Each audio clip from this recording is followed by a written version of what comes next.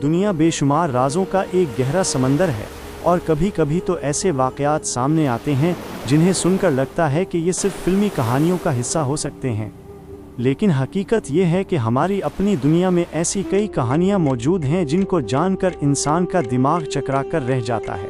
क्या कोई इंसान इस हद तक बदकिस्मत हो सकता है?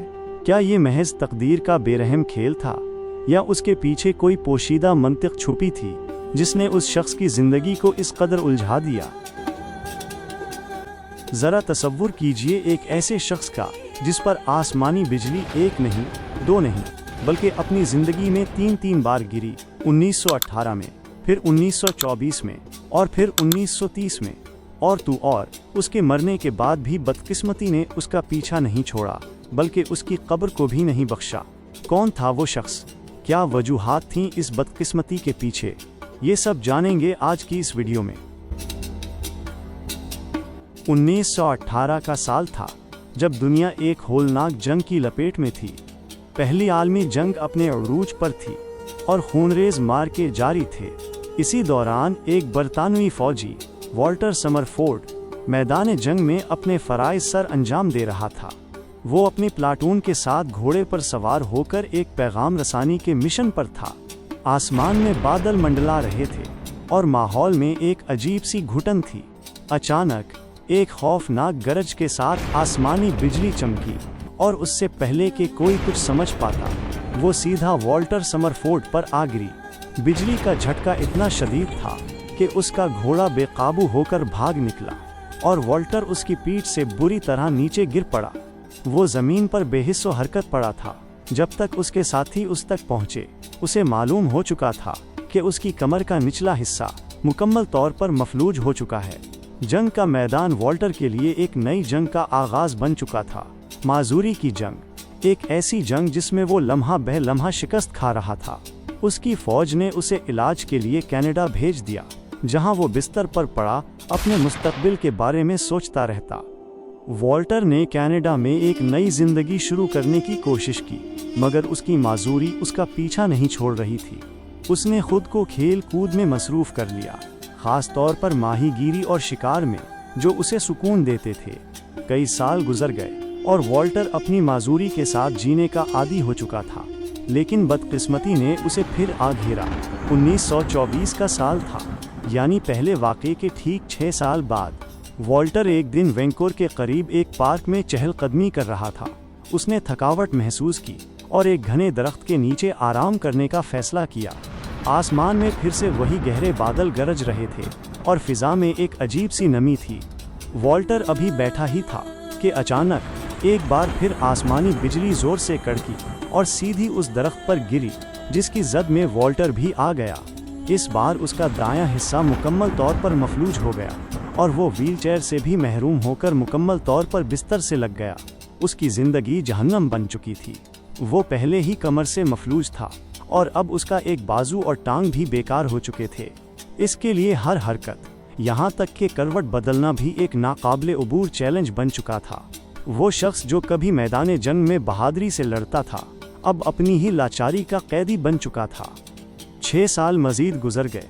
वॉल्टर समरफोर्ड जिंदगी और मौत की कशमकश में मुब्तला रहा। उसका जिस्म एक जिंदा लाश बन चुका था, लेकिन उसकी रूह में अब भी जिंदगी की चिंगारी थी। 1930 में, यानी दूसरे वाक़े के ठीक 6 साल बाद, वॉल्टर की सेहत तेज़ी से बिगड़ने लगी।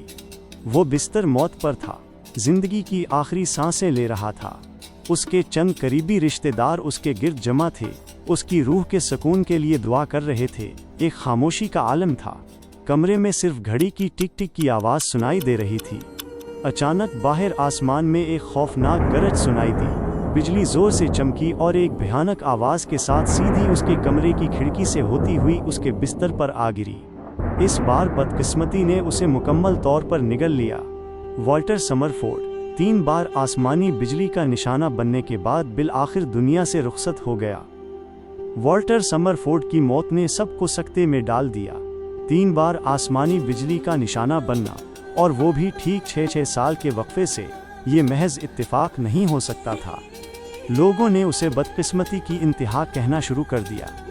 उसकी कहानी एक अफसाना बन चुकी थी, जिसे लोग हैरत और खौफ के साथ सुनते थे। वॉल्टर को ब्रोकवुड कब्रिस्तान में दफन किया गया। उसकी कब्र पर एक बड़ा सा पत्थर लगाया गया जो उसकी अलमनाक दास्तान का गवाह था। लोगों ने सोचा कि अब वॉल्टर को बिलआखिर सुकून मिल गया होगा, लेकिन बदकिस्मती को तो उसके साथ एक आखिरी भयानक खेल खेलना था। उसके मरने के 4 साल बाद यानी 1934 में एक खौफनाक तूफान आया जिसने पूरे इलाके को अपनी लपेट में ले लिया। आसमान में बिजली जोर से चमकी और एक भयानक गरज के साथ सीधी वॉल्टर समरफोर्ड की कब्र पर आ गिरी। बिजली का झटका इतना शदीद था कि उसकी कब्र का भारी पत्थर 2 हिस्सों में तकसीम हो गया। आज भी इस कब्रिस्तान में वॉल्टर समरफोर्ड की टूटी हुई कब्र मौजूद है, जो इस बदकिस्मत तरीन इंसान की अलमनाक दास्तान बयान करती है। कहानी के पीछे का राज। क्या साइंस वॉल्टर समरफोर्ड की बदकिस्मती की वजाहत कर सकती है? यहाँ सवाल ये पैदा होता है कि क्या ये सब महज एक इत्तेफाक था या इसके पीछे कोई साइंसी हकीकत पोशीदा थी? साइंसदानों के मुताबिक किसी एक शख्स पर बार बार आसमानी बिजली गिरने के इम्कानात बहुत कम होते हैं, लेकिन ये नामुमकिन नहीं। ऐसे वाक़यात में कई अवामिल कारफरमा हो सकते हैं। मकाम और माहौल। हो सकता है कि वॉल्टर समरफोर्ड अक्सर ऐसे मकामात पर मौजूद रहते हों जहां बिजली गिरने के इम्कानात ज़्यादा हों।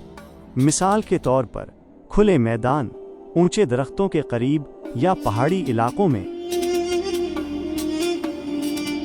कुछ नज़रियात के मुताबिक इंसानी जिस्म की बरक़ी मौसलत इलेक्ट्रिकल कंडक्टिविटी में मामूली फ़र्क भी बिजली को अपनी तरफ राग़िब कर सकता है, अगरचे ये एक मुतनाज़िया नज़रिया है। लोक कहानियों और साइंसी शवाहिद का इम्तज़ाज। वॉल्टर समरफोर्ड की कहानी इतनी अनोखी है कि इसे सिर्फ साइंस के ज़रिए मुकम्मल तौर पर समझाना मुश्किल है। ये मुमकिन है कि कुछ वाक़यात को वक्त के साथ बढ़ा चढ़ाकर भी पेश किया गया हो, लेकिन बुनियादी सच्चाई अपनी जगह मौजूद है। बहुत से लोग उसे महज बदकिस्मती की इंतहा करार देते हैं, जबकि कुछ उसे एक ऐसा पुरअसरार वाक़या मानते हैं जो इंसान की समझ से बालातर है।